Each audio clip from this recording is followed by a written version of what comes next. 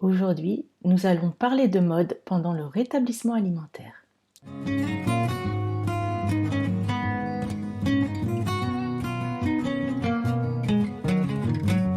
Je tiens à préciser que à la base, les vêtements, la mode, tout ça, c'est absolument pas mon truc. Mais j'ai quand même trouvé intéressant d'observer que, au cours de toute l'année dernière, il s'est opéré dans ma garde-robe une sorte de mue, un petit peu à l'identique de la mue qui s'est opérée dans mon identité. C'est comme si cette petite Sarah avait disparu, cette Sarah mal dans sa peau, un petit peu serrée dans ses vêtements, qui veut correspondre, qui veut pas se faire remarquer, complètement affamée, etc. Et avait peu à peu laissé place à une Sarah qui se fiche un petit peu de ce qu'on peut penser d'elle et qui a juste envie de se mettre très à l'aise, d'avoir des vêtements dans lesquels elle se sent bien, dans lesquels elle puisse s'étaler, elle puisse prendre ses aises, qui lui correspondent, qui lui vont. Maintenant, j'ai des robes plus amples, j'ai des choses plus amples, j'ai des manteaux plus amples, même mes chaussures sont plus grandes, j'en avais marre de me sentir un petit peu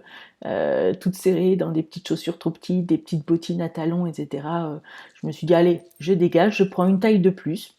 J'avais envie que mes pieds puissent s'étaler, j'ai acheté des baskets, j'ai acheté plusieurs paires de baskets vachement jolies, et je veux surtout être super à l'aise, super confortable.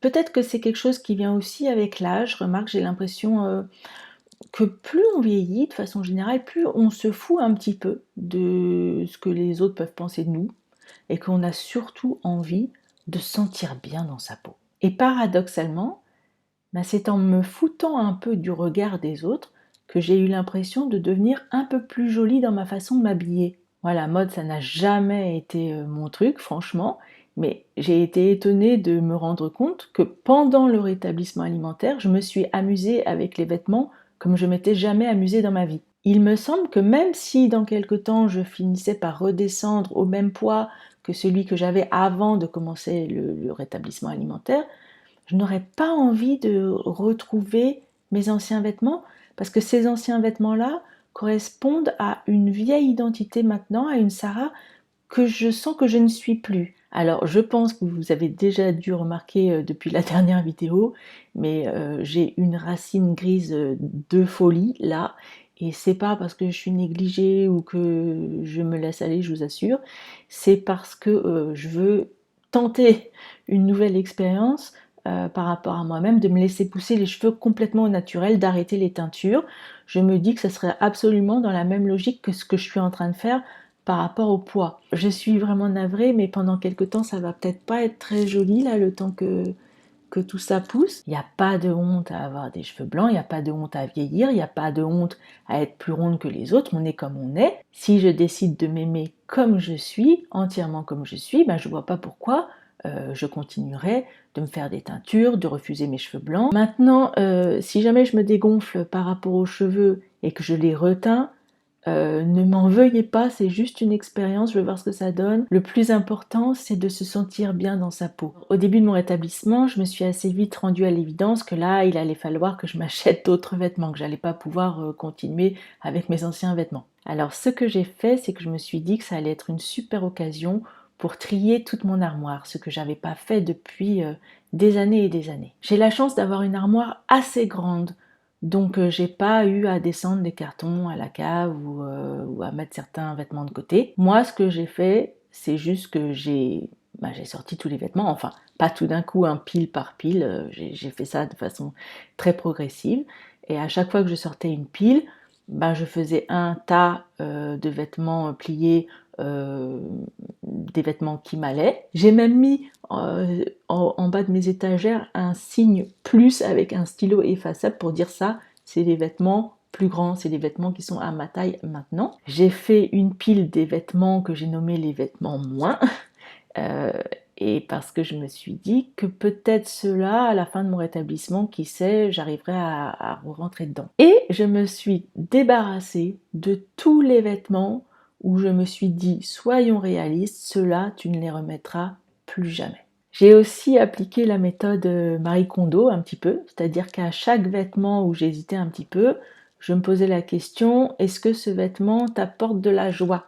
Et si la réponse était automatiquement non, bah, je mettais ce vêtement dans la pile des vêtements à me débarrasser. Alors c'était incroyable le nombre de vêtements qui ne m'allaient plus, des très très vieux vêtements que j'avais dans mon armoire, qui s'étaient accumulés au fil des ans. Il y avait certains vêtements, franchement, je me souvenais même plus que je les avais, parce que c'est des vêtements qui étaient là depuis que j'ai 30 ans, que j'avais complètement oublié et qui ne correspondent plus du tout à la personne que je suis. Enfin, personnellement, j'ai pas eu envie de jeter ces vêtements, forcément. Enfin, les plus abîmés, je les ai jetés. Et ceux qui étaient encore en bon état, ben, je les ai pliés bien soigneusement, je les ai mis dans mon caddie et je les ai donnés à l'église protestante. Alors je vous raconte pas le nombre d'allers-retours que j'ai fait pour déposer tous ces vêtements à l'église protestante. Ça a mis un certain temps, mais là, je peux vous dire que je pense qu'à l'église protestante, eh ben, ils sont bien contents. Et puis, je sais pas vous, mais moi, je trouve ça assez sympa de se dire qu'il y a des personnes qu'on connaît pas qui se baladent avec nos anciens vêtements. Évidemment, j'étais quand même très triste de me défaire de certains vêtements que j'aimais particulièrement. Mais je me suis dit, bon, allez, c'est que des vêtements, c'est pas grave, ça va faire plaisir à d'autres personnes, et moi, je vais me racheter des choses qui me correspondent davantage. Si on n'a pas trop les moyens de s'acheter des super vêtements hyper chers, etc., on peut récupérer des vêtements en seconde main. Moi, j'ai failli justement aussi aller au secours protestant pour voir s'ils n'avaient pas des vêtements pour moi. Parce que je me suis dit, avec tous les vêtements que je leur emmène, je vois pas pourquoi moi je pourrais pas leur demander s'ils n'ont pas des vêtements à ma taille. Mais en fait, j'ai pas eu à le faire parce qu'il se trouve que j'ai la chance d'avoir en face de chez moi une boutique sympa, qui s'appelle Sympa, qui est de vêtements dégriffés. Et quand c'est les soldes à moins 50%, ben je fais des affaires pas possibles. C'est-à-dire qu'il y a des pantalons qui coûtent à l'origine 70 euros, que j'ai pu avoir à 2,90 €. Mais si on n'a pas trop d'argent, on peut aussi emprunter des affaires à une copine en lui racontant ce qu'on est en train de faire. Moi, ce que j'ai beaucoup aimé aussi, c'était Shein. J'ai trouvé plein de trucs sur internet, rayon curvy, vous savez, les femmes un peu rondes. Chez Shein, il y a un rayon curvy. Personnellement, j'ai bien aimé H&M aussi parce qu'ils habillent les femmes un peu plus rondes. Je sais qu'il y a un certain nombre de marques comme ça qui sont un peu destinées à habiller toutes sortes de femmes d'un peu toutes les tailles. En tout cas, le rétablissement, faut savoir que ça va durer un moment, donc ça va être très difficile de rester avec nos anciens vêtements pendant toute la durée du rétablissement. À un moment, il faut vraiment sauter le pas et se dire, bon, il faut se mettre à l'aise parce que ça va durer longtemps. Je ne conseille absolument pas les jeans. Je me suis acheté un jean à ma taille, bien qu'il soit à ma taille, on n'est vraiment pas bien dans un jean, on est serré, on n'est pas à l'aise, je ne le mets jamais. Je conseille les pantalons amples, évidemment, à taille élastique. C'est très important de se sentir vraiment bien et pas serré, parce que si on se sent serré, on se sent grosse. Je conseille des robes sans taille, les robes droites. J'en ai trouvé un certain nombre qui me vont très très bien en été. Ou alors si vous voulez une taille, à mon avis, enfin c'est vraiment mon avis très personnel, mais moi il y a quelque chose que j'aime vraiment bien, c'est les tailles péplum. C'est ce qu'on appelle les tailles péplum, c'est-à-dire des tailles qui vont juste sous le sein et ensuite qui s'évasent à partir de sous la poitrine, vous voyez?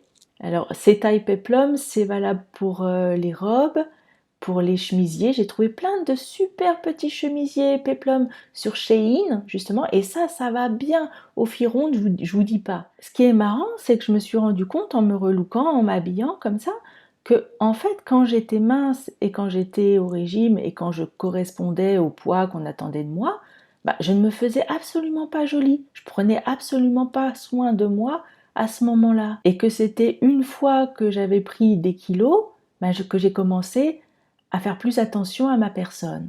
Quand on est au régime, en fait, on ne s'aime pas, on est dans une haine de soi, ce qui fait qu'on n'a pas tellement envie de prendre soin de soi. Alors que quand on n'est plus au régime, on s'accepte comme on s'aime comme on est, du coup, très naturellement, on a envie de se faire jolie, ce qui fait qu'à l'arrivée, ben, on est plus jolie quand on n'est pas au régime que quand on est au régime. Il y a une chose qu'il faut se dire vraiment, à mon avis, c'est que c'est pas nous qui sommes trop gros pour les vêtements, mais que c'est les vêtements qui sont trop petits pour nous. À partir du moment où je me suis dit ça, mais alors je me suis sentie vraiment beaucoup mieux. De même que les tailles sur les étiquettes, je vous conseille de franchement pas être trop sensible à ça parce que ça veut rien dire. Selon les marques, il peut y avoir des tailles complètement différentes. Vous pouvez faire du M ou du L dans une marque et faire du XXL dans une autre marque, ça veut absolument rien dire. À un moment, je crois qu'il faut un peu réussir à dépasser nos états d'âme par rapport aux vêtements.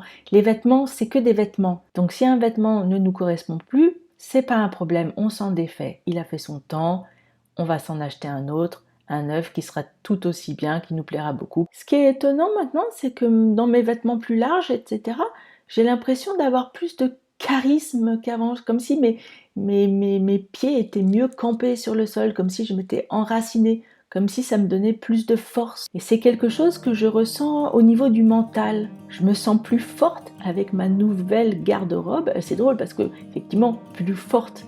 Plus forte, c'est dans les deux sens. Je me sens plus solide dans ma tête, mieux ancrée avec cette nouvelle garde-robe qu'avec l'ancienne qui était toute triste, toute serrée, dans laquelle j'étais pas bien. Donc les filles et les garçons, éclatez-vous bien dans vos shoppings.